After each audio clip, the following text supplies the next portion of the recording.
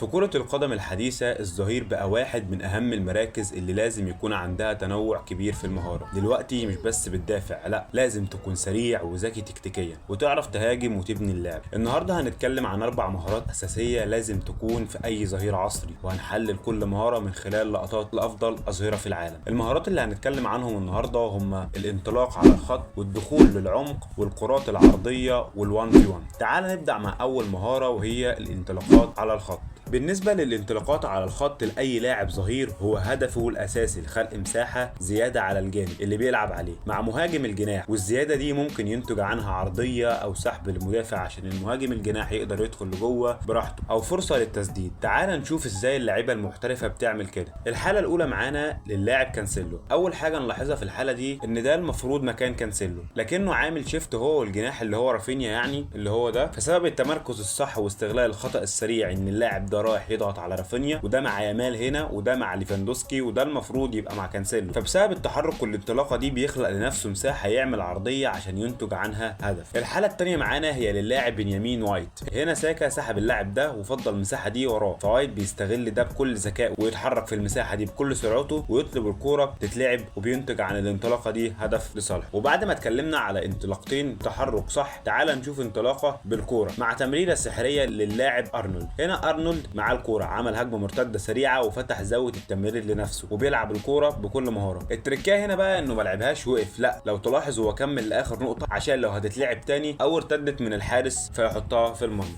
تعال نشوف اخر حاله معانا في المهاره دي وهي للاعب داني كارفخال. هنا كارفخال بانطلاقته على الخط قام بدور الجناح، وبسبب الانطلاقه الصح دي والكنترول العالمي بيقدر يجيب جول جامد جدا. بعد ما اتكلمنا على اول مهاره وشفنا الحالات بتاعتها من لعيبه محترفين ووصفناها، تعال نشوف تاني مهاره معانا وهي الدخول للعمق. في بعض الاوقات ما بيكونش الهجوم من على الاطراف هو الحل، خصوصا لو اللعب اتقرأ او الخطوط اتقفلت، فلازم يكون عندك حل تاني او مهاره تانيه، وده اللي بيخلي بعض المدربين اوقات بيطلبوا من الظهير يدخل للعمق ويشتغل كصانع لعب تاني، وده بيتطلب وعي تكتيكي عالي جدا. تعال نشوف اول حاله معانا واول لاعب معانا. اول لاعب في المهاره دي هو اشرف حكيمي. هنا حكيمي هو اصلا جوه الملعب مش على الاطراف خالص، فبيعمل 1 2 مع زميله ويدخل للعمق اكتر، وبكل مهاره يهت اللاعب ويرقصه ويحطها في الجول. هنا هو ما اختارش يعمل عرضيه من بره، لا، اختار يدخل للعمق ويسدد بكل دقه عشان الكوره تروح هدف. تعال نشوف ثالث حاله. الحاله الثالثه لروبرتسون. هنا هو داخل نص الملعب او العمق عشان يقدم حل، فبيلاقي صلاح فتح له زاويه تمرير بيلعبها له، بيختار يكمل في العمق بكل سرعته ويروح بتحرك جدا ورا المدافعين.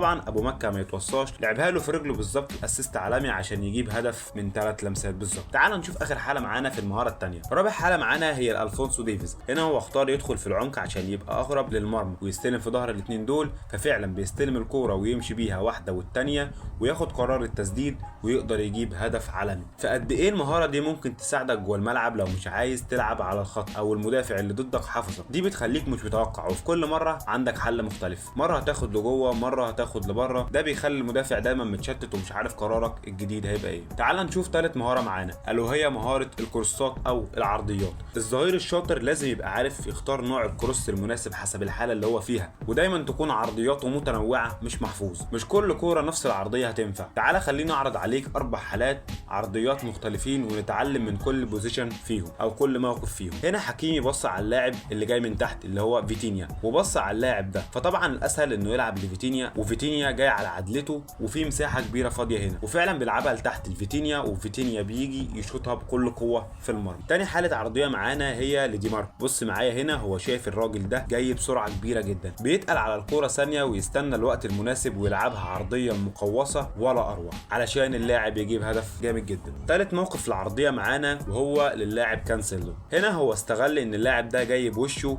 ويقدر يشوط برجليه، فبيختار الحل الاسهل اللي هو ده ويلعبها عشان اللاعب بلمسه واحده يركنها للحارس بكل سهوله. رابع عرضيه معانا هي عرضيات لروبرتسون.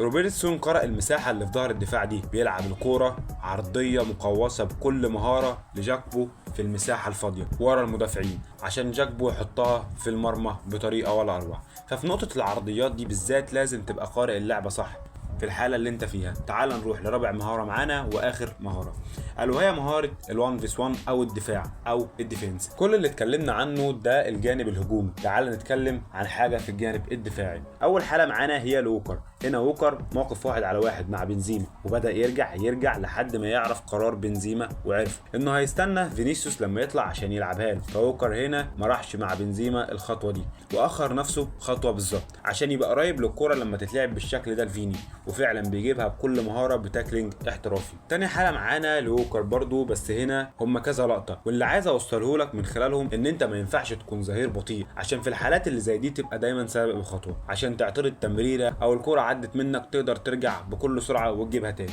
زي الحاله الثالثه هنا لاشرف حكيمي، الكوره بتعديه بيجري باقصى سرعه ليه ويحط جسمه ويجيب الكوره بسبب سرعته العاليه والقوه البدنيه. وفي الختام احب اقول لك في عالم الكوره النهارده مركز الظهير بقى واحد من اكتر المراكز تعقيدا وتنوعا ما بين السرعه والانطلاق وبين الذكاء التكتيكي والتمرير. لازم تكون جاهز تدافع وتهاجم في نفس اللحظه. المهارات اللي شفناها مش بس بتفرق لاعب عن التاني، دي بتفرق بين ظهير عادي وظهير عالمي.